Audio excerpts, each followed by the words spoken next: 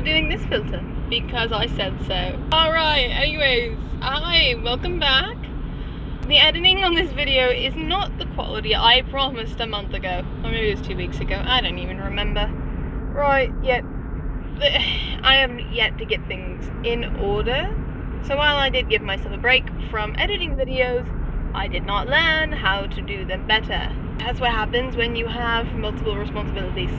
Anyways, welcome back either way. I do hope that you all had a lovely 2 weeks, and I do hope that next week's video will be better. We're already a week behind in what I promised. Though, in my defense, I was sick.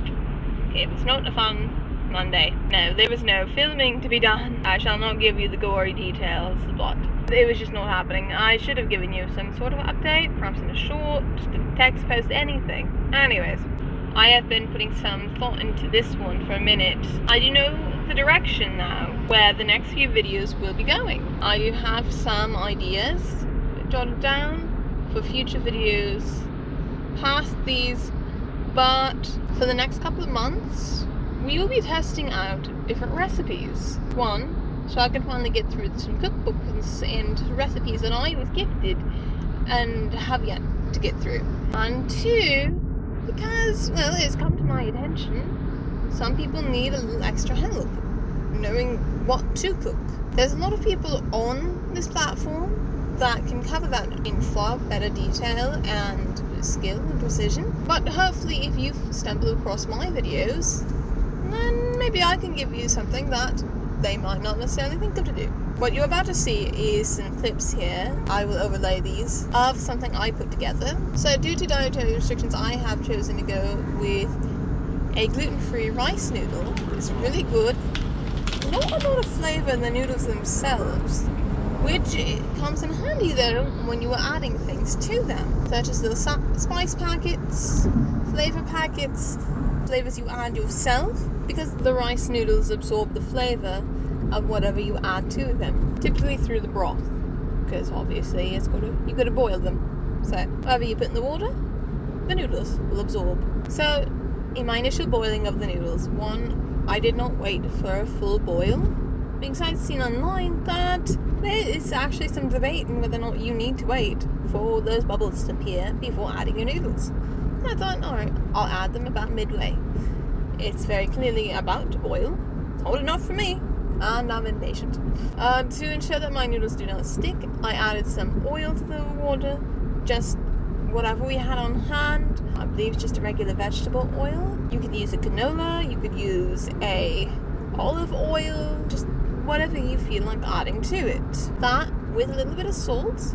Now I do think the end product did need more salt than what I added, but just a little bit at first to help keep the noodles from sticking. Yes, the salt does impact your boiling temperature. It means that you need a higher boiling temperature in order to receive all the bubbles that you may in fact desire. But ultimately, that doesn't affect anything negatively. Not my experience. In fact, it's positive. So at first I just let those boil, stirring occasionally to keep them from sticking. Again, keeping them moving also helps with that. I'm just watching and waiting for them to get to a point where I could add my flavor packet. The flavor I chose is something called ramen flavor. It is not in fact a typical or traditional ramen seasoning packet, however. Thanks to my job, I was able to get a hold of some of you may remember when McDonald's had a collaboration with K-pop Demon Hunters,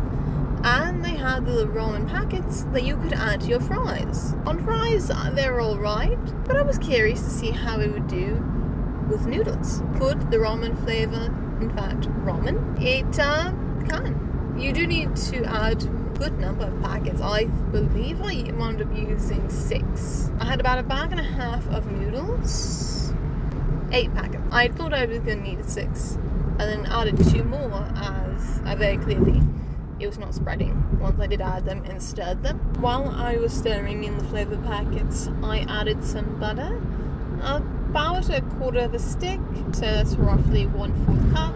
That add a bit more creaminess to it, and ultimately I think elevates the dish, especially since the water was boiling away. I was not as speedy as I should have been with it, but ultimately I think it turned out very well. If I was ever to repeat this, and I do still have some of those flavour packets left, they don't expire for a good while, so as long as I don't open them, they're fine. I think I would add some chicken to it. Wait, no, I've got an idea. I wonder. Oh, yes, I may in a future video I may experiment with chicken or beef.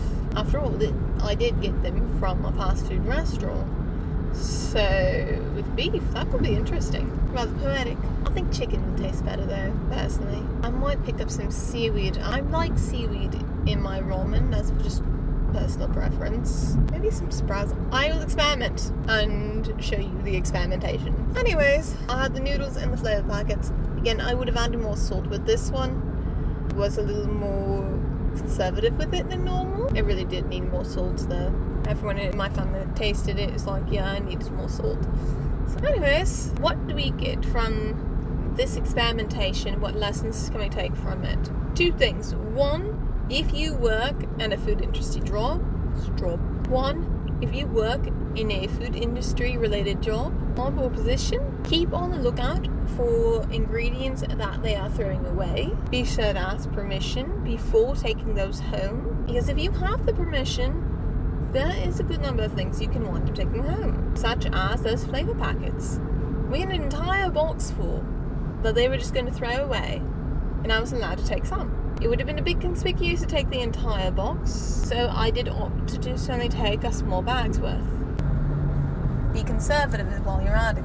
If you take too much, even with permission, they can see you as greedy and be less likely to offer that opportunity to you again. So if you're conservative, you have more opportunities, such as a bit later down the line, we were getting rid of a couple other things from past promotions that we were no longer doing.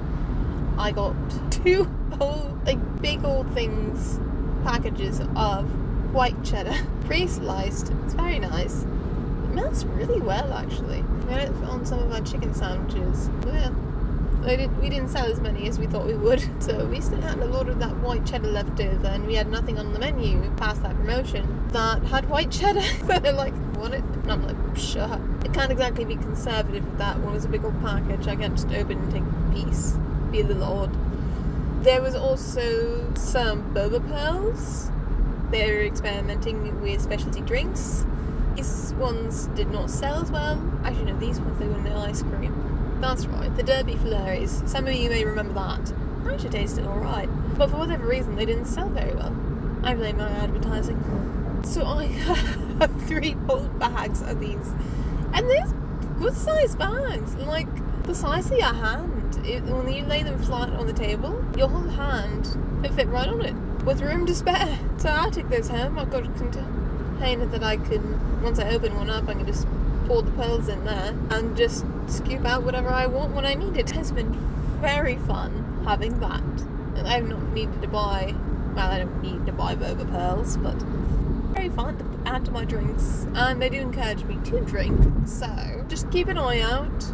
Mind your P's and Q's, and opportunity will find you. That's one lesson there. I've mentioned that one before. The other lesson here is don't be afraid to experiment. That's how we got depression recipes. American viewers, you'll know what I'm talking about. Again, the British ones were there too.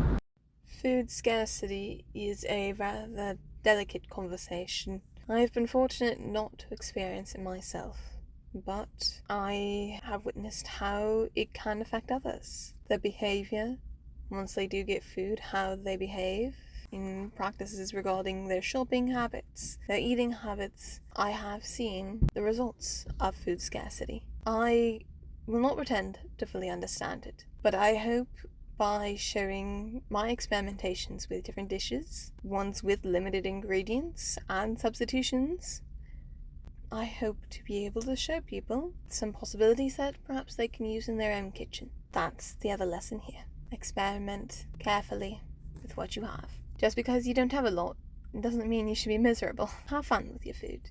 Make something that you will enjoy. It's more than just fuel to keep you going. It is a crucial part of your day, and there is no reason that you should not be able to enjoy it. That's it for today. Thank you for tuning in, and despite the quality still not being great, I hope that this video has been helpful. Have a good day. Ta!